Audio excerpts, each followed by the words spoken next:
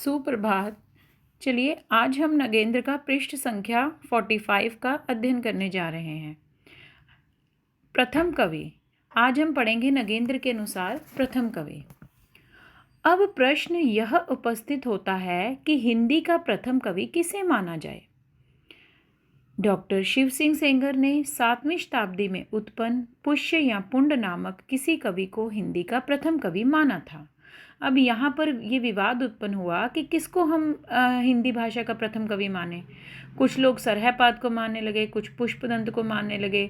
तो अलग अलग विद्वानों का अलग अलग मत है। तो यहाँ पर सबसे पहले हम शिव सिंह सेंगर जी का मत देखते हैं। इन्होंने 7वीं शताब्दी में किसको माना, तो ये याद रखना है यहाँ पर हमें पुष्य या पुंड का समय। तो पुष्य या पुंड का समय कौन सा है, 7वीं शताब्दी। और इसको किसने माना है प्रथम कवि हिंदी का, तो शिव सिंह सेंगर ने। तो आप लोग इसमें बोल सकते हो, इसको ट्रिक से याद कर सकते हो कि शिवजी जी पर हम क्या चढ़ाते हैं, 7 पुष्प चढ़ाते हैं। शिवजी जी के मंदिर में जाकर शिवजी जी के पर क्या चढ़ाते हैं, हम पुष्प चढ़ाते हैं। कितने पुष्प चढ़ाते हो, और 7 पुष्प चढ़ाते हो। तो शिव सिंह सेंगर ने किसको माना हिंदी का प्रथम कवि, पुष्य या पुंड को। और कौन सी सदी के थे ये पुष्य या पुंड, 7वीं सदी के। आगे देखते हैं, किंतु इस कवि का उल्लेख मात्र मिलता है, अभी तक उसकी कोई रचना उपलब्ध नहीं हुई है। अब यहाँ पर आया कि कहते हैं कि इस कवि का उल्लेख मात्र, सिर्फ एक उल्लेख मिलता है, कहते अभी तक इसकी कोई रचना उपलब्ध नहीं हुई है। अब मान तो लिया ये शिव सिंह सेंगर ने पुष्य पुंड को प्रथम कवि, लेकिन ना तो इस कवि की कोई इस कवि की का कोई उल्लेख हुआ है, ना ही इस कवि की कोई रचनाओं का उल्लेख हुआ है। तो कैसे मान लिया, ये विवादित हो गया। आगे चलते हैं। राहुल जी ने 7वीं शताब्दी ईस्वी के सरहपाद को हिंदी का प्रथम कवि माना है। अब हमारे पास दूसरे आए राहुल संकृत्यायन जी कह रहे हैं कि मैं सरहपाद को मानूंगा हिंदी का प्रथम कवि। और ये सरहपाद कब के हैं, 7वीं शताब्दी के हैं। शिव सिंह सेंगर ने माना था पुष्यपुंड को, उसका नगेंद्र जी कहते हैं कि पता नहीं है, पक्का ये हो भी सकता है नहीं, क्योंकि उसका ना तो हमें कोई कवि का उल्लेख मिला है, ना तो कोई रचना का उसकी मिला है। फिर आते हैं राहुल जी कहते हैं कि मैं तो मानूंगा सरहपाद को हिंदी का प्रथम कवि। जो सरहपाद है वो 7वीं शताब्दी के हैं। तो हमने कोडिंग करने ला है कि राहुल किस 7वीं कक्षा में पढ़ता है, और उसको कौन पढ़ाते हैं, राहुल को सर पढ़ाते हैं, यानी सरहपाद। राहुल 7वीं कक्षा में पढ़ता है, कौन पढ़ाते हैं इसको, सर पढ़ाते हैं, तो सरहपाद। तो राहुल ने किसको माना है, सरहपाद को हिंदी का प्रथम कवि माना है। फिर यहाँ पर नगेंद्र जी थोड़ा सरहपाद के बारे में जिक्र करते हैं कि ये जो सरहपाद है ये 84 सिद्धों में से एक थे। जो हम 84 सिद्ध पढ़ते हैं उनमें से एक सरहपाद का भी नाम आता है। उनकी कविता में अपभ्रंश का साहित्यिक रूप छूट गया है, तथा बोलचाल की भाषा जो आरंभिक हिंदी है प्रयुक्त हुई है। अब आप लोग देखिए कि हमने कल भी अध्ययन किया था कि कोई भी भाषा पहले अपना कौन सा रूप धारण करती है, पहले वो बोलचाल की भाषा बनती है। धीरे धीरे वही, मान लो उदाहरण स्वरूप आपके सामने अपभ्रंश भाषा है। अपभ्रंश भाषा आप लोग बोलचाल की भाषा के रूप में उसको प्रयोग कर रहे हैं। आप लोग सब अपभ्रंश भाषा यूज़ कर रहे हैं, वो आम बोलचाल की भाषा बन गई। लेकिन धीरे धीरे यही बोलचाल की भाषा कौन सा रूप ग्रहण कर लेगी, धीरे धीरे यही बोलचाल भाषा में अब आपने साहित्यिक रचनाएं करनी शुरू कर दी। यानी अपभ्रंश को आपने साहित्यिक रचनाओं के माध्यम से यूज़ करना शुरू कर दिया, उनमें कविताएं लिखनी शुरू कर दी, उसमें बहुत सारी चीज़ें लिखनी शुरू कर दी। अब देखिए, अपभ्रंश तो आपकी बोलचाल की भाषा थी, लेकिन आपने इसी अपभ्रंश में क्या लिखना शुरू कर दिया, अपनी साहित्यिक रचनाएं करनी शुरू कर दी।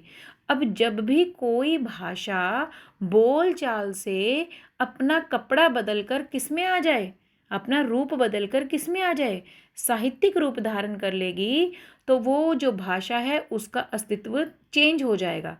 यानी कि कहने का मतलब, उदाहरण स्वरूप मान लो संस्कृत भाषा क्या थी, संस्कृत भाषा पहले लोग आम बोलचाल में यूज़ करते थे, लेकिन धीरे धीरे उसी संस्कृत भाषा में लोगों ने साहित्यिक रचनाएं शुरू कर दी। जब लोगों ने साहित्यिक रचनाएं शुरू कर दी तो अब वो आम बोलचाल से तो दूर पड़ने लगी भाषा, क्योंकि लोगों ने उसका यूज़ करना साहित्यिक रचनाओं में शुरू कर दिया। अब वो बोलचाल की भाषा ना रहकर साहित्यिक भाषा बन गई।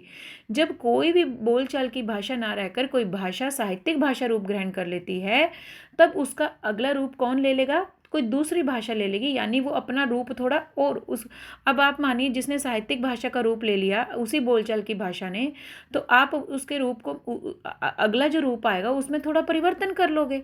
मान लो संस्कृत के बाद क्या आता है, पाली आता है, यानी पाली को आप अब आपने क्या बना लिया, अपनी बोलचाल की भाषा बना लिया। आपने बोला कि अरे संस्कृत की भाषा तो हम पहले अच्छे से बोल रहे थे, लेकिन वो तो साहित्यिक रचनाओं में चली गई है, अब हम संस्कृत यूज़ नहीं करेंगे, अब हम संस्कृत का ही रूप थोड़ा बदल कर उसको अपनी सुविधा के अनुसार बदल कर उसको हमने पाली बना दिया। अब पाली वालों में ने भी ऐसे किया, पाली वाले अब बोलचाल की भाषा यूज़ करते, पाली भाषा को आप बोलचाल की भाषा में यूज़ कर रहे थे। धीरे धीरे पाली की जो बोलचाल की भाषा थी, ये पाली भाषा भी क्या बन गई, साहित्यिक भाषा बन गई। फिर जब जब कोई भी भाषा साहित्यिक भाषा का रूप धारण कर लेती है, फिर वो अपने मूल स्वरूप से हट जाएगी, तो फिर आप अपनी सुविधा के अनुसार उसका अगला भाग ढूंढ लोगे। आपने कहा कि चलो अब तो पाली ने भी साहित्यिक रूप धारण कर लिया भाषा का, अब मैं कुछ क्या लेके आऊँगी, प्राकृत लेके आऊँगी। अब आपने रूप थोड़ा सा बदल, यानी कोई भी भाषा पहले बोलचाल के रूप में आती है, धीरे धीरे वो साहित्यिक रूप में आती जाती है। जब वो साहित्यिक रूप में आती जाती है तो वो अपना अस्तित्व फिर वो बोलचाल वाला नहीं रहता, उसका अस्तित्व कोई और उसका दूसरा रूप ले लेता है तो वो रूप है, बस उसका थोड़ा सा अपडेट वर्जन आ जाता है, ये कहने का मतलब है। यानी कि यहाँ पे शुक्ल जी नगेंद्र जी यहाँ पे ये कह रहे हैं कि जो सरहपाद थे 84 सिद्धों में से एक माने जाते हैं, उनकी कविता में भी अपभ्रंश का साहित्यिक रूप छूट गया है, यानी इन्होंने अपभ्रंश का साहित्यिक रूप नहीं लिया। यानी यहाँ से हमें सीधा सीधा पता लग रहा है कि सरहपाद ने फिर कविता में कौन सा लिया होगा रूप, अपभ्रंश का वो बोलचाल वाला रूप लिया होगा, ना कि उन्होंने अपभ्रंश का साहित्यिक रूप लिया है। तथा बोलचाल की भाषा जो आरंभिक हिंदी है प्रयुक्त हुई है, यानी अपभ्रंश का इन्होंने साहित्यिक रूप नहीं लिया। अपभ्रंश का जो अगला रूप है, जो जिसको हम हिंदी बोलते हैं, जिसको कई लोग पुरानी हिंदी भी बोल रहे हैं, जिसको अपभ्रंश के बाद वाले रूप को कई लोग क्या बोल रहे हैं, उत्तर अपभ्रंश भी बोल रहे हैं। तो सरहपाद ने सीधा सीधा यहाँ पर लॉजिक है कि सरहपाद ने अपभ्रंश का साहित्यिक रूप ना लेकर कौन सा लिया है, बोलचाल की भाषा का, उस बोलचाल की भाषा का, यानी कि उत्तर अपभ्रंश, यानी कि आरंभिक हिंदी भी जिसको कह सकते हैं, यानी कि जिसको हम पुरानी हिंदी भी कह सकते हैं, वो वाला रूप लिया है। वर्ण्य विषय और चेतना की दृष्टि से भी उनका काव्य हिंदी साहित्य के भक्ति काल का बीजांकुर है। बिल्कुल, भक्ति काल का बीजांकुर क्यों माना गया है, यानी कि भक्ति काल का बीज रूप किसको स्वीकार किया गया है, सरहपाद को क्यों माना गया है। क्यों, क्योंकि सरहपाद ने एक रचना भी लिखी थी, दोहा कोश। अब आप देखिए भक्ति काल में भी तो दोहा में लिखने का क्या एक शैली चल पड़ी थी, दोहे में लिखने की, चौपाइयों में लिखने की। तो ये जो सरहपाद था, ये तो पहले ही दोहा में लिखने का ट्रेंड चला गया था। तो इसीलिए कहा जाता है कि भक्ति काल का बीज रूप तो सरहपाद ही वो शुरू कर गया था। वैसे भी जो सिद्ध लोग थे, ये जो नाथ लोग थे, ये लोग क्या कर रहे थे, देखो भक्ति काल आया मूल रूप से भक्ति काल में, लेकिन क्या उससे पहले लोग भक्ति नहीं कर रहे थे, बिल्कुल कर रहे थे किसी ना किसी रूप में। सिद्धनाथ लोग भी तो चाहे तंत्र मंत्र के द्वारा भक्ति का रूप बता रहे थे, नाथ लोग अपने अष्ट चक्र के द्वारा कि अपने कुंडलियों को जागृत करो, आपके अंदर ही है भगवान, कहीं ना कहीं वो भी तो धार्मिक बातें कर रहे थे ना। तो कहीं ना कहीं सरहपाद से ही ये जो भक्ति का बीज रूप था वो आ गया था, लेकिन जो वो पौधा खिला है वो जाकर भक्ति काल में खिला है। यहाँ ये नगेंद्र जी कहना चाह रहे हैं, कहते हैं कि हिंदी साहित्य के भक्ति काल का बीजांकुर है, किनका काव्य, सरहपाद का।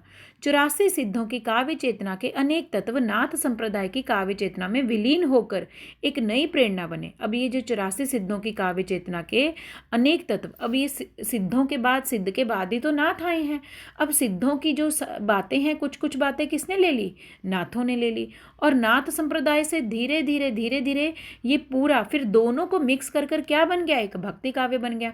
हम लोग पढ़ते नहीं है शुक्ल जी की बुक में कि सिद्धों से प्रभावित हुए नाथ, नाथों से आगे कुछ प्रभावित हुए, जाकर सिद्धों और नाथों का ही सारा कुछ रूप मिला जुलाकर खड़ा कर दिया किसने, कबीर जी ने।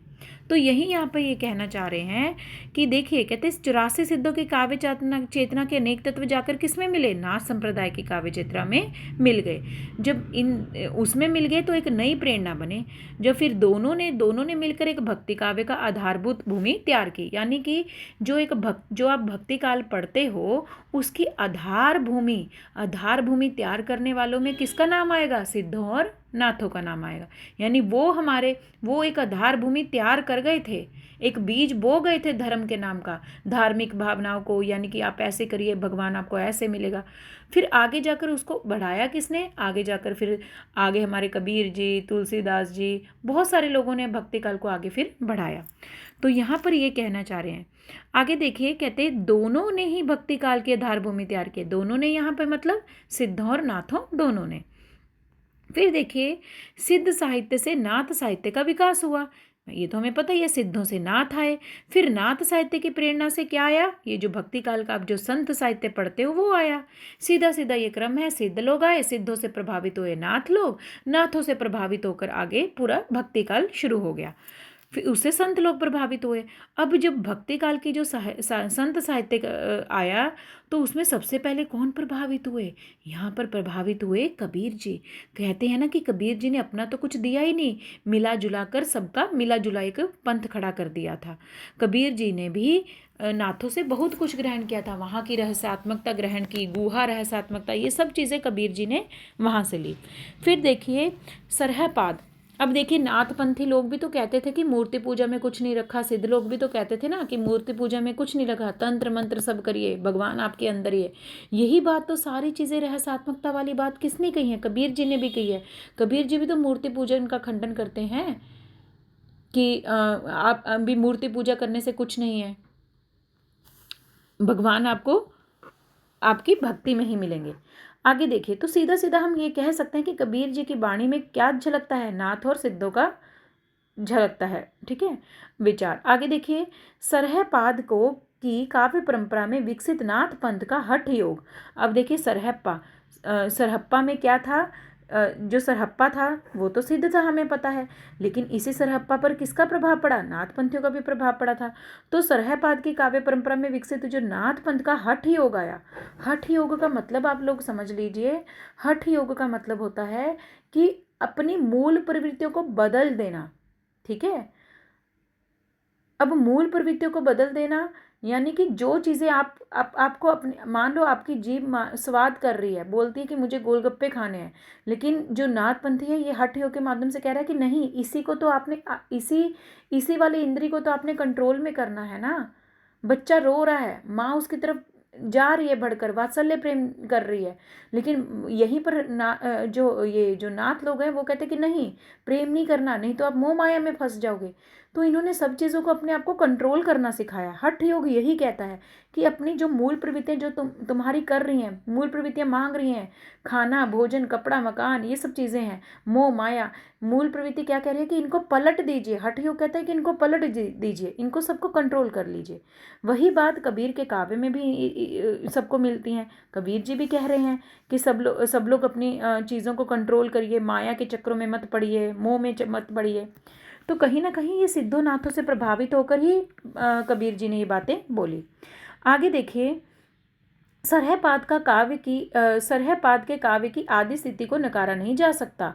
साहित्यिक अपभ्रंश में जो साहित्य विकसित हुआ उस पर सरहपाद का उतना प्रभाव नहीं है। बिल्कुल, अभी उन्होंने ऊपर एक लाइन बोली थी ना कि सरहपाद ने जो कविताएं लिखी हैं वो अपभ्रंश का साहित्यिक रूप उसमें नहीं मिलेगा। तो सीधी सीधी बात है, जो साहित्यिक अपभ्रंश है, अपभ्रंश का कौन सा रूप, बोलचाल वाला नहीं यहाँ बात कर रही हूँ मैं बात कर रही हूँ साहित्यिक अपभ्रंश की। जो एक साहित्यिक अपभ्रंश का जो रूप है वो सरहपाद की रचनाओं में नहीं मिलता है। ठीक है, उतना प्रभाव नहीं मिलता जितना आपको नाथ साहित्य और संत साहित्य पर की रचनाओं में मिलेगा, यानी नाथों और संत साहित्य पर आपको मिलेगा। एक तीसरा आधार यह है कि जिस पर हम सरहपाद को प्रथम कवि मान सकते हैं। क्या है, सब लोग कहते हैं कि सरहपाद को हम प्रथम कवि मान सकते हैं।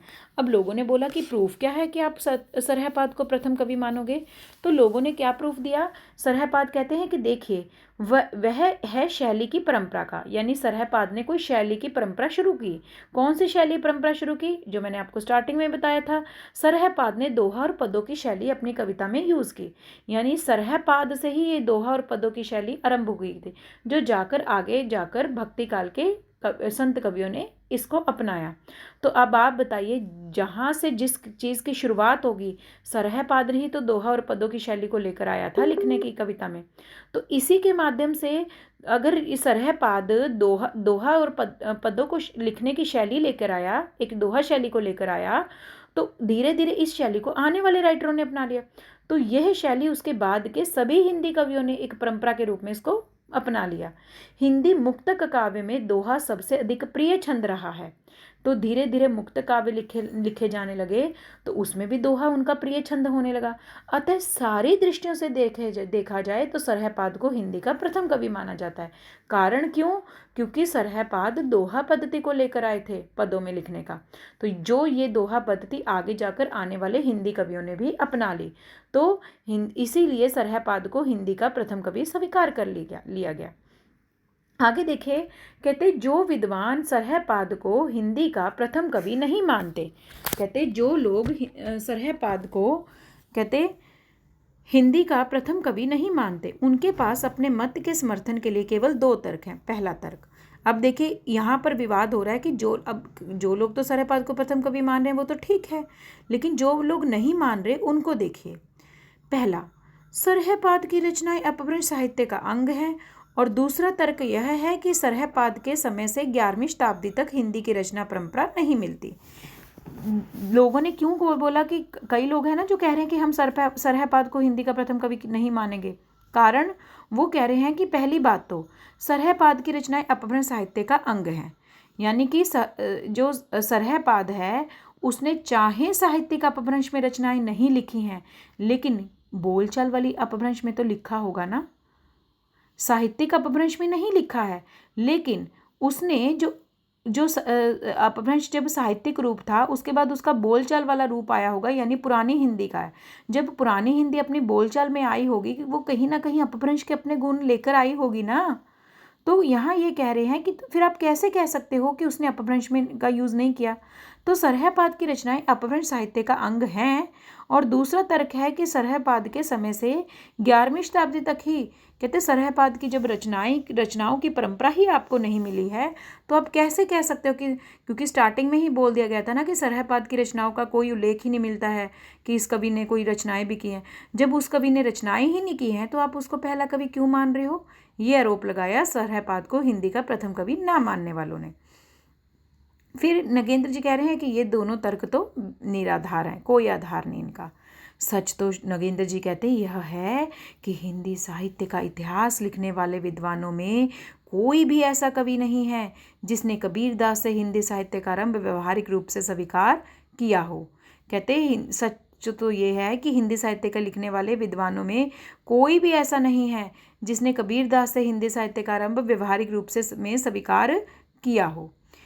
यूं डॉक्टर हजारी प्रसाद द्विवेदी, डॉक्टर चंद्रगुप्त, गणपति चंद्रगुप्त प्रभृति एक दो विद्वानों ने अपभ्रंश और हिंदी के मध्य निर्णायक रेखा खींचना कठिन मानकर यह इच्छा प्रकट की है। अब देखिए, हजारी प्रसाद द्विवेदी और गणपति जी कहते हैं कि अपभ्रंश और हिंदी के मध्य एक रेखा खींचकर, कहते ये मानना कठिन है कि भक्ति काल से ही हिंदी साहित्य का आरंभ माना जाए। कहते हजारी प्रसाद द्विवेदी जी और गणपति जी कहते हैं कि अपभ्रंश और हिंदी के मध्य अगर आप एक रेखा खींच दो तो ये कहना बड़ा मुश्किल है कि भक्ति काल से ही हिंदी साहित्य का आरंभ माना जाए, किंतु वे भी अपनी इच्छा का अनुचित्य समझते रहे। वो कहते हैं कि भक्ति काल से ही हिंदी साहित्य का आरंभ माना जाए। तो यहाँ पर याद रखना है, हजारी और गणपति जी भी इस बात को मानते हैं कि नहीं, भक्ति काल से ही हिंदी साहित्य का आरंभ माना जाए। ये बात नहीं है, भक्ति काल से नहीं हिंदी साहित्य का आरंभ माना चाहिए। कहाँ से माना जाना चाहिए हिंदी साहित्य का आरंभ? सिद्धों नाथों की रचनाओं से ही हिंदी साहित्य का आरंभ माना जाना चाहिए। तभी तो हम पीछे पढ़ के आए हैं कि सिद्धों और नाथों के साहित्य से ही हिंदी साहित्य का प्रादुर्भाव माना जाना चाहिए। यानी कि हजारी और गणपति जी को भी ये मानना पड़ रहा है कि सही कह रहे हैं कि भक्ति काल का आरंभ जो है वो सरहपाद यानी कि सिद्धों नाथों की रचनाओं से ही माना जाना चाहिए। और इसी कारण उन रचनाओं का आदिकाल के अंतर्गत विवेचन करने को बाध्य हुए। ये देखिए नगेंद्र जी क्या कह रहे हैं। कहते अगर भक्ति काल का जो आरंभ है वो सिद्धोनाथों से ही माना जा रहा है, तो क्यों हम सिद्धोनाथों साहित्य को हिंदी साहित्य के इतिहास में ना लाएं? बिल्कुल लाएंगे। हम सिद्धोनाथों साहित्य की रचनाओं को दिखाने के लिए कि उस समय, अब देखिए शुक्ल जी ने भी तो ये बात बोली थी कि मैं तो सिद्धोनाथों को रचनाओं को अपने साहित्य में स्थान देना ही नहीं चाहता, क्योंकि ये लोग धर्म के नाम पर लोगों को भड़का रहे हैं, ये सब चीज़ें कर रहे हैं। फिर देखिए, फिर इसी बात पर तो हजारी जी ने शुक्ल जी को डांट लगाई थी कि अरे शुक्ल जी, अगर आप सिद्धोनाथों को उनकी सिर्फ एक कमी को देखकर कि वो धार्मिक भावनाओं को भड़का रहे हैं, इस बात को देखकर इनको साहित्य की कोटि से दूर कर रहे हैं, फिर तो भक्ति काल में भी पूरा भक्तिपरक रचनाएं हुई, उसको भी भक्ति काल से निकालिए। अगर आप सिद्धोनाथों को धर्म के आधार पर बाहर निकाल रहे तो पूरा भक्ति साहित्य भी बाहर निकालिए। बात तो सही है। फिर देखिए, यही प्रश्न अब नगेंद्र जी कह रहे हैं। नगेंद्र जी कह रहे हैं कि मैंने आदिकाल के अंतर्गत, हमने उन रचनाओं को आदिकाल के अंतर्गत लिखने के लिए मजबूर हो गए जिन्हें वे अपभ्रंश की रचनाएं कहते हैं, क्योंकि ये दिखाना जरूरी था कि आदिकाल से ही अपभ्रंश की रचनाएं चलती आ रही हैं, इसीलिए अपभ्रंश की रचनाओं को दिखाना आदिकाल में हमने ज़रूरी समझा। डॉक्टर गणपति चंद्र गुप्त ने इस संदर्भ में अपने हिंदी साहित्य का वैज्ञानिक इतिहास लिखा। अब देखिए, ये आता है कि हिंदी साहित्य का वैज्ञानिक इतिहास किसकी रचना है, तो ये रचना गणपति चंद्र गुप्त की है। तो कोडिंग कर लो, वैज्ञानिक लोग किसकी पूजा नहीं करते, वो तो विज्ञान की पूजा करते हैं, गणपति की पूजा नहीं करते। कोडिंग कर लो, गणपति जी की पूजा कौन नहीं करते, वैज्ञानिक लोग गणपति जी की पूजा नहीं करते। आगे देखिए, ये जो गणपति चंद्र गुप्त जी हैं, इन्होंने हिंदी साहित्य का वैज्ञानिक इतिहास में क्या बताया कि कहते भारतेश्वर बाहुबली के जो रचयिता हैं वो शालीभद्र सूरी को हिंदी का प्रथम कवि मान लिया। अब ये प्रश्न आता है कि गणपति जी ने हिंदी का प्रथम कवि किसको माना, तो किसको माना, शालीभद्र सूरी को हिंदी का प्रथम कवि माना। और शालीभद्र सूरी की रचना कौन सी है, भारतेश्वर बाहुबली है। तो अब इसको कोडिंग से याद कर लीजिए कि शाली का मतलब है साली। साली कैसा जीजा चाहती है, बाहुबली जैसा। साली कैसा जीजा चाहती है, भारतेश्वर बाहुबली जैसा जीजा चाहती है। तो इस याद रखना, अब शालीभद्र सूरी को किसने माना है प्रथम कवि, गणपति जी ने। तो साली किसकी पूजा नहीं करती, गणपति जी की पूजा नहीं करती। आगे देखिए, तो ये देखिए, जो गणपति जी ने भारतेश्वर बाहुबली रास के जो रचयिता शालीभद्र सूरी को प्रथम कवि माना है हिंदी का, तो नगेंद्र जी कहते हैं ये भी तर्क संगत नहीं है, इसका भी लॉजिकली कोई प्रूफ नहीं है, तो हम नहीं मान सके। गणपति जी आपको मानना है तो मानिए, हम लोग नहीं मान सकते इसको हिंदी का प्रथम कवि। आगे देखिए, इस प्रश्न का यह उत्तर हो सकता है। अब देखिए, अब लोगों ने गणपति जी ने आरोप लगाया, गणपति जी कहते हैं कि क्यों नहीं मैं शालीभद्र सूरी को हिंदी का प्रथम कवि मान सकता। तो नगेंद्र जी कहते हैं कि सरहपाद की भाषा हिंदी का प्रारंभिक रूप है, यहाँ शालीभद्र सूरी की भाषा बताना। दोनों के उदाहरण से स्वतः ही इसका उत्तर मिल जाता है। यह स्पष्ट हो जाता है कि सरहपाद की भाषा पेशाकृत हिंदी के दिक निकट थी। बिल्कुल। अब देखिए, दोनों में कंफ्यूज हुआ। अब गणपति जी कहते मैं तो शालीभद्र सूरी को मानूंगा हिंदी का प्रथम कवि, और बाकी लोग सरहपाद को मान रहे थे। तो गणपति जी के आगे दोनों सिचुएशन रखी। गणपति जी को का समझाया क्या कि भाई सरहपाद को हिंदी का प्रथम कवि मानेंगे। गणपति जी कहते कारण बताइए, तो कारण साफ स्पष्ट दे दिया कि सरहपाद की आप भाषा को देखिए, उसमें हिंदी का प्रारंभिक रूप नहीं मिलता है। बिल्कुल मिलता है। क्यों, अब देखिए लॉजिक लगाइए, ऊपर ही कह दिया था सरहपाद ने साहित्यिक अपभ्रंश का सहारा नहीं लिया। साहित्यिक अपभ्रंश के बाद क्या आया होगा, बोलचाल वाला रूप आया होगा। यानी जब साहित्यिक अपभ्रंश ने कौन सा रूप धारण किया होगा, बोलचाल वाला रूप धारण किया होगा, यानी उसका अगला चरण क्या आया होगा, हिंदी का रूप आया होगा। तो हिंदी ने जब देखो, कोई भी, मैंने स्टार्टिंग में समझाया था, कोई भी भाषा जब साहित्यिक रूप धारण कर लेती है फिर वो बोलचाल से हट जाती है। बोलचाल की फिर कौन सी भाषा बन जाएगी, अगली। तो जब साहित्यिक भाषा अपभ्रंश हट गई तो बोलचाल का रूप किसने ले लिया होगा, पुरानी हिंदी ने ले लिया होगा। तो इसी पुरानी हिंदी का यूज़ किसने किया होगा, सरहपाद ने किया होगा। तो इसीलिए सरहपाद की भाषा को क्या मान लिया, इसीलिए सरहपाद को क्या मान लिया गया होगा, हिंदी का प्रारंभिक कवि मान लिया गया होगा। यानी हिंदी का प्रारंभिक रूप हमें सरहपाद की रचनाओं में ही देखने को मिलता है। इसीलिए आगे देखिए, फिर देखिए, कहते सरहपाद की भाषा भी बड़ी निकट है हिंदी के। एक उदाहरण भी देखिए सरहपाद का, घोर अंधारे चंदमणि जिम उज्ज्यो करियो, परम महासु एखो कण दूर्यो अशेष हर्यो। तो इसको कोडिंग कर लो, सरहपाद जी, तो कोडिंग कर लो सर जी। सर जी इतना अच्छा पढ़ाते हैं कि घोर अंधारे में भी बच्चों को क्या दिलाते हैं, पेपर क्लियर करके चंदमणि दिलाते हैं। कोडिंग कर लो। सर जी इतना अच्छा पढ़ाते हैं क्लास में, जिसके बच्चों के जीवन में घोर अंधारा छाया हुआ है कि हमारा पेपर क्लियर नहीं हो रहा, उसके जीवन में भी क्या ले आते हैं, चांद जैसी मणि ले आते हैं पेपर क्लियर करवा के। तो हमारे सर जी ऐसे पढ़ाते हैं। और हमें परम महासुख कौन देते हैं, हमारे सर जी। हमारे सर जी हमें पढ़ाकर क्या देते हैं, हमें परम महासुख देते हैं। ऐसे कोडिंग से याद कर सकते हो। अगला चलिए, पंडह सहल सत्त बखाणन, देह रुद्र बसंत न जाने, अमणा गमन न तेन विखंडन, ते तो वे नीलज भणह हयो पंड्यो। तो कोडिंग कर लो। सर जी हमें घोर अंधारे में भी चंद्रमणि दिलाते हैं और परम महासुख दिलाते हैं।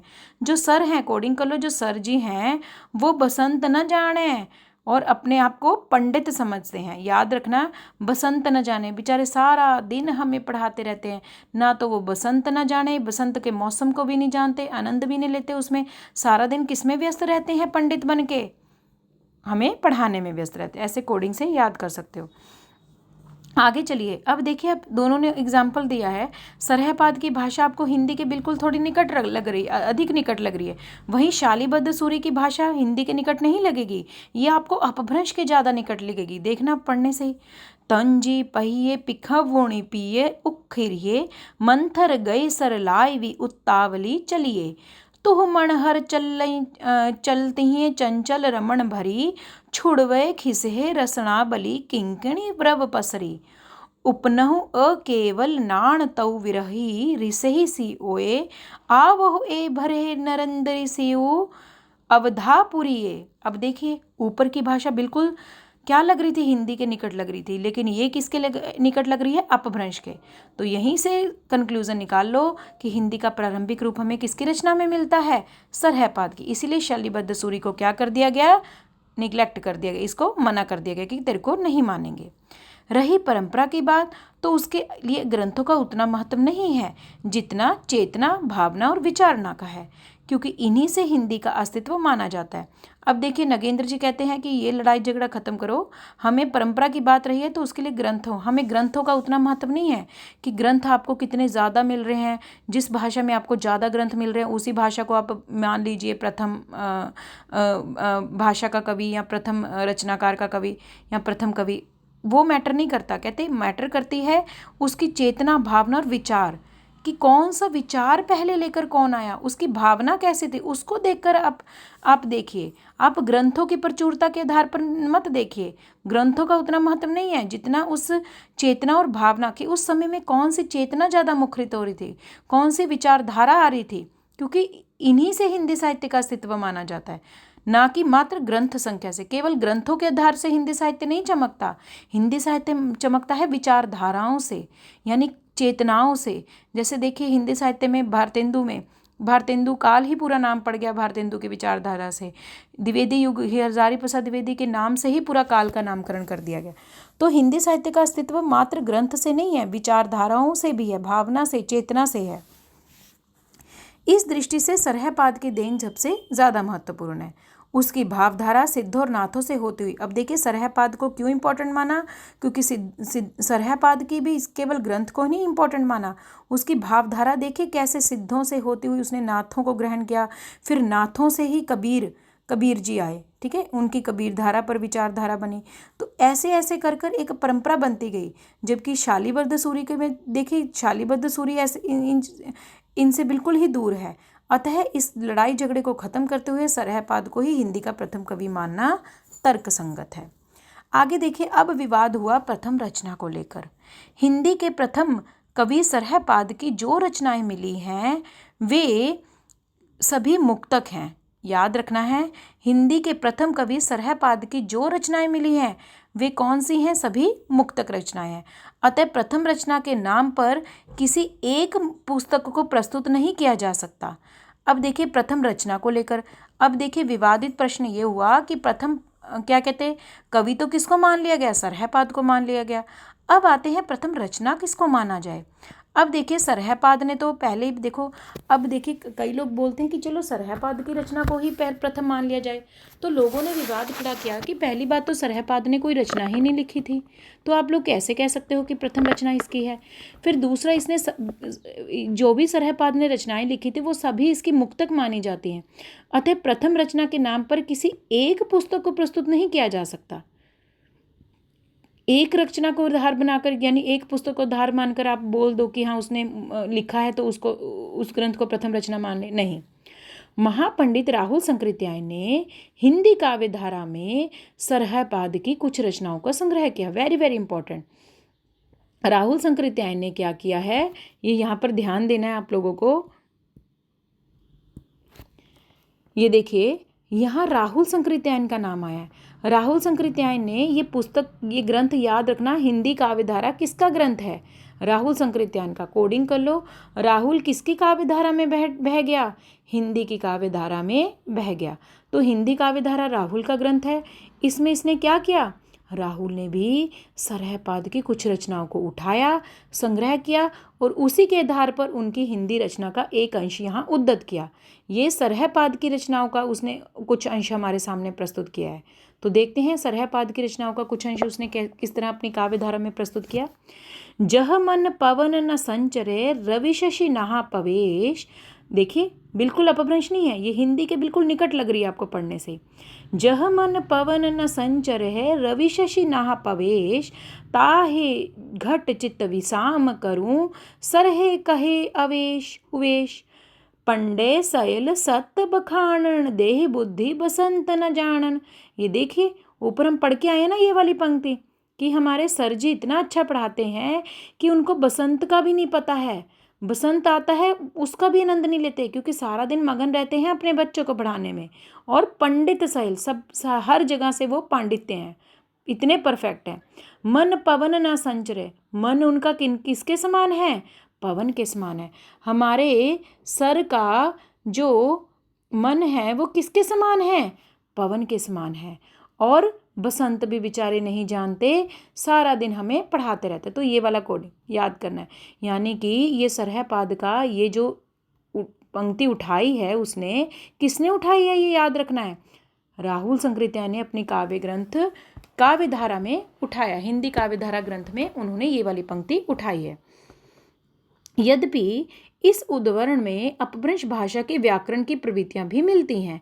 अब देखिए इस उद्धरण में अपभ्रंश भाषा के व्याकरण भी, अब देखिए ऐसा नहीं है कि ये शुद्ध हिंदी में ही है, इसमें अपभ्रंश का रूप तो आपको मिलेगा ही।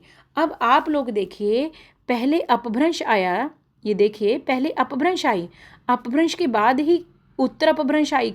कई लोगों ने इसको क्या नाम दे दिया, पुरानी हिंदी नाम दे दिया। अब आप लोग बताइए जब ये हिंदी आई होगी, पुरानी हिंदी आई होगी, यानी उत्तर अपभ्रंश आई होगी, तो कहीं ना कहीं ये अपने अंदर अपभ्रंश के गुण लेकर आई होगी या नहीं आई होगी, बिल्कुल आई होगी। तो हम कह सकते हैं कि जब ये इसने पुरानी हिंदी में लिखा, यानी इसने सरहपाद ने हिंदी में लिखा होगा, तो कहीं ना कहीं छिटपुट प्रभाव अपभ्रंश का भी लेके आया होगा अपने अंदर। तो इस उदाहरण में अपभ्रंश भाषा के व्याकरण की भी प्रवृत्तियां आपको देखने को मिलती हैं, तथापि हिंदी के रूप की झलक अधिक है। ठीक है, अपभ्रंश का भी कहीं ना कहीं थोड़ा बहुत रूप आपको इसमें देखने को मिल रहा है, लेकिन ज़्यादा आपको झलक किसकी मिल रही है इसमें, हिंदी की। साथ ही डॉक्टर द्विवेदी ने तत्समता की जिस प्रवृत्ति को हिंदी भाषा का मूल रहस्य माना है, हमने पीछे पढ़ के आए थे, हजारी प्रसाद द्विवेदी जी का एक कथन पढ़ के आए थे, जिसमें उन्होंने बोला था कि हिंदी में किस शब्दों की ज़्यादा प्रधानता होती है, तत्सम शब्दों की प्रधानता होती है। वहीं पर अपभ्रंश भाषा में किसकी प्रधानता होती है, तद्भव भाषा की प्रधानता होती है। ये याद रखना है हमें कि अपभ्रंश में किसका प्रभाव ज़्यादा होता है। हमने पीछे पढ़ा था हजारी जी के अकॉर्डिंग, हजारी जी के अकॉर्डिंग इसमें तद्भव ज़्यादा रहता है, लेकिन हिंदी में क्या ज़्यादा रहता है, हजारी जी के अकॉर्डिंग तत्सम ज़्यादा रहता है। इसीलिए तो लोगों ने आरोप कहा था कि अपभ्रंश में ज़्यादा तद्भव मिल गया है और हिंदी में ज़्यादा तत्सम मिल गया है, तो इसीलिए इसका रूप अलग कर दीजिए, अपभ्रंश को अलग नाम दे दीजिए और पुरानी हिंदी को अलग नाम दे दीजिए। बस शब्दों को में थोड़ा हेर फेर होने की वजह से उसका रूप थोड़ा सा बदल गया, तो उसका नाम भी बदल गया। अब यही पर हजारी जी कह रहे हैं कि तत्समता की जिस प्रवृत्ति को हमने कहाँ देखा था, हिंदी भाषा का मूल रहस्य माना था। वह भी पवन, रवि, वट, चित्त आदि शब्दों में स्पष्टता देखी जा सकती है। ये देखिए, इन शब्दों से हमें देखने को मिल रहा है, पवन, रवि, वट, चित्त। ये देखिए, पवन ये क्या है, तत्सम शब्द है। ठीक है, आगे देखिए, फिर देखिए, अन्य सिद्ध कवियों ने भी सरहपाद की इस भाषा प्रवृत्ति का अनुकरण किया। अब सरहपाद, सिद्ध कवियों ने भी सरहपाद की इस काव्य धारा को फॉलो कर लिया। राहुल ने सरहपाद का समय, ये प्रश्न आता है, राहुल ने सरहपाद का समय कब माना है, याद रखना है, ये पेपर में आया हुआ है, 769, 769, 769, 769 ईस्वी किसका समय माना है राहुल ने, सरहपाद का। तो हमारे सर जी कितने बजे से पढ़ाते हैं, 7 बजे भी पढ़ाते हैं और फिर 6 से 9 बजे तक पढ़ाते हैं, 7, 6, 9, तो सरहपाद का समय है, किसके का अनुसार, राहुल के अनुसार। फिर आगे देखिए, डॉक्टर विनयतोष भट्टाचार्य ने 633 ईस्वी बताया। याद रखना है, सर का ही समय राहुल बता रहा है 769, और विनयतोष भट्टाचार्य के क्या बता रहा है समय, राहुल उसका सरहपाद का 633 ईस्वी। ये दोनों का आपको याद रखना है, राहुल के अकॉर्डिंग सर का समय सरहपाद का 769 और विनयतोष भट्टाचार्य के अनुसार 633।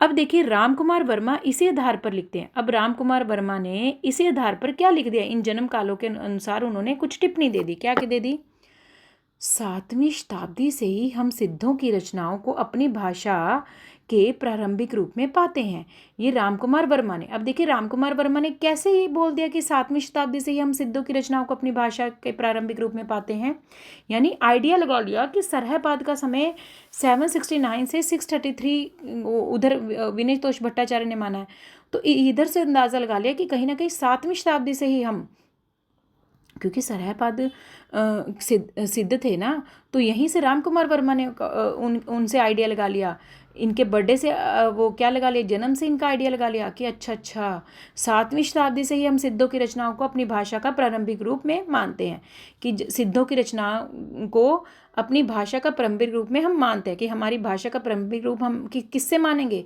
सिद्धों की रचनाओं से। इन रचनाओं के वर्ण्य विषय हठयोग, मंत्र, मध्य और स्त्री हैं, बिल्कुल।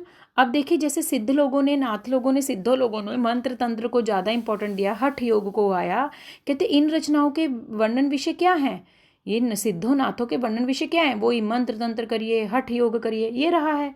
भाषा इनकी कैसी रही है, सिद्धों नाथों की अपभ्रंश मिश्रित रही है, जिसमें सिद्धांतों के मिश्रण के कारण काव्य उत्कर्ष हो ही नहीं सकता। अब देखिए, इन सिद्धोनाथों की भाषा क्या रही है, ज़्यादा अपभ्रंश मिश्रित रही है, जिससे सिद्धांतों के मिश्रण के कारण काव्य उत्कर्ष इनका नहीं हो पाया। वस्तुतः डॉक्टर रामकुमार वर्मा ने काव्य उत्कर्ष का जो अभाव देखा है, वह सिद्धांत के मिश्रण के कारण तो ही है।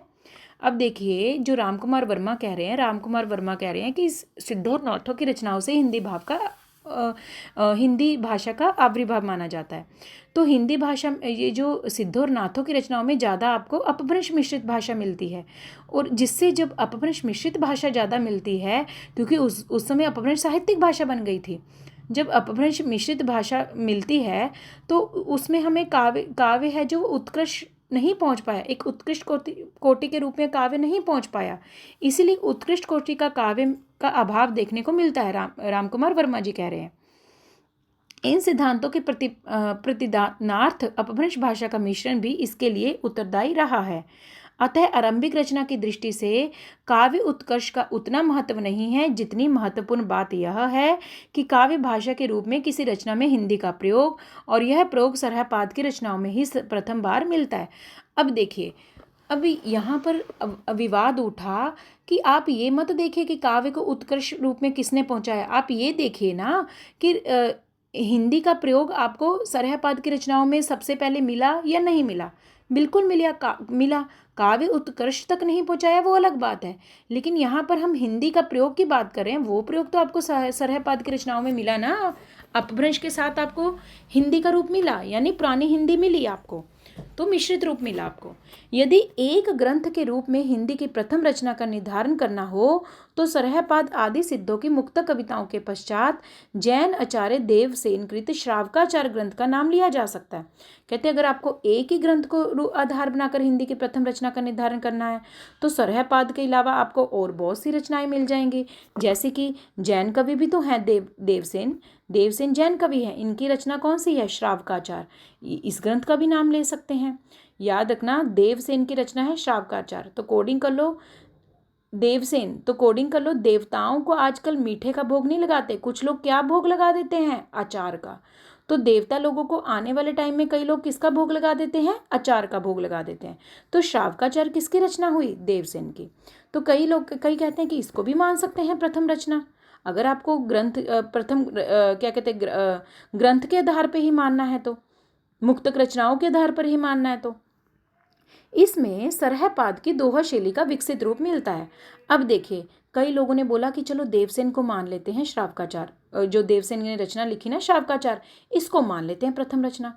फिर आया सरहपाद बीच में। सरहपाद कहता है कि नहीं नहीं, मेरी रचना को ही प्रथम मानिए, दोहा कोश को। तो अब लोगों ने देवसेन कह रहा है कि क्यों? तो सरहपाद कह रहा है क्यों भाई, तूने मेरी दोहा शैली को ही तो विकसित रूप आगे बढ़ाया अपनी श्रावकाचार्य में, तूने मेरा ही तो दोहा वाली शैली को अपनाया है आगे जाकर अपनी रचना में श्रावकाचार, बता। तो देवसेन बता। तो देवसेन कहता कि हाँ बिल्कुल सही कह रहा है सरहपाद, मैंने तेरी ही कॉपी की है, तेरी ही दोहा शैली का अनुसरण किया है। तो फिर सरहपाद कहता बता पहले कौन होगा, पहले मैं आया हूँ या तू आया है? तो इसलिए सरहपाद को पहला मानने चाहिए, इसलिए सरहपाद की रचना को पहला मानना चाहिए। देवसेन ने इस ग्रंथ में 250 दोहे में श्रावक धर्म का वर्णन किया है। याद रखना श्रावकाचार ग्रंथ में 250 दोहों में श्रावक धर्म का वर्णन किया है। बताइए दोहे वाला वो कहाँ से लेकर आया ट्रेंड? सरहपाद की रचना से तो लेकर आया। सरहपाद ने तो जन्म दिया था दोहा वाली शैली को, तो दोहा वाली शैली को आगे जाके अनुसरण कर लिया देवसेन ने। तो आगे जो कॉपी करेगा उसको पहला मानेंगे, जो लेकर आएगा उसको पहला मानेंगे। भाई जो लेकर आएगा पहले किसी चीज़ को उसको पहला मानेंगे। तो देवसेन ने उस चीज़ को लिया है आगे बढ़ाकर, लेकिन लेकर कौन आया दोहा शैली को? सरहपाद। तो इस लड़ाई को खत्म करते हुए सबसे पहले रचना भी किसकी स्वीकार की गई है? तो इसको किसकी? सरहपाद की रचना को ही प्रथम माना गया है, क्योंकि देवसेन ने तो 250 दोहे उठाए हैं ज़रूर, लेकिन दोहा तो शैली, लिखने की शैली तो उसी से कॉपी करके लेके आया ना सरहपाद से। अतः इसमें साहित्यिक तत्वों का अभाव नहीं है। दूसरा गृहस्थ, इसमें याद रखना है श्रावकाचार वाली रचना में 250 दोहे में श्रावक धर्म का वर्णन है, गृहस्थ धर्म उस वर्णन का केंद्र है। याद रखना ये वेरी वेरी इंपॉर्टेंट है। अगर आपको 4-5 पंक्तियों में पूछ ले देवसेन की रचना श्रावकाचार के बारे में सही कथन का चुनाव करिए। पहला, ये रचना देवसेन की है श्रावकाचार, बिल्कुल सही। इसमें 250 दोहे में श्रावक धर्म का वर्णन है, बिल्कुल सही। इसमें गृहस्थ धर्म का वर्णन है, बिल्कुल इसमें गृहस्थ धर्म का वर्णन है। अतः इसमें साहित्यिक तत्वों का अभाव नहीं है। इस दृष्टि से ग्रंथ रूप में यह हिंदी की प्रथम साहित्यिक रचना है। तो कहते हैं कि कौन सी? अतः इसमें साहित्यिक तत्वों का अभाव नहीं है। इस दृष्टि से ग्रंथ रूप में यह हिंदी की प्रथम साहित्यिक रचना है। अब देखिए देवसेन की जो श्रावकाचार रचना है, ग्रंथ का नाम लिया जा सकता है, इसमें सरहपाद की दोहा शैली का विकसित रूप मिलता है हमें। देवसेन ने इस ग्रंथ में 250 दोहों में, अब देखिए लेकर आने वाले जरूर सरहपाद थे दोहा शैली को, लेकिन आगे उसका विकसित रूप किस में मिला? देवसेन में। अब आप लोग देखिए सरहपाद तो किसके थे? वो अपभ्रंश का वो पुरानी हिंदी के में। अब देखिए उसके बाद सिद्धनाथ के बाद ही तो जैन आया ना। तो जैनियों में सबसे पहले दोहा लिखने वाले रचनाकार का क्या नाम है? देवसेन। तो उसमें क्या कहते हैं साहित्यिक तत्वों का अभाव भी नहीं है। तो ये वाली बात को देखकर साहित्यिक तत्वों का अभाव ना है, इस बात को देखकर अब किसको फेमस माना गया है? देवसेन को माना गया है। ठीक है, श्रावकाचार जो रचना है देवसेन की, उसको प्रथम रचना मान लिया गया। प्रथम कवि किसको माना गया है? सरहपाद को। और प्रथम रचना किसको माना गया है? देवसेन की रचना श्रावकाचार को। क्यों? क्योंकि उस रचना में साहित्यिक तत्वों का अभाव नहीं है, ये कमी नहीं है। आगे चलिए, उसके बाद देखिए सीमांकन देखते हैं। सरहपाद को हिंदी का प्रथम कवि मान लेने से हिंदी साहित्य के आरंभ की सीमा 8वीं शताब्दी ईस्वी निश्चित हो चुकी है।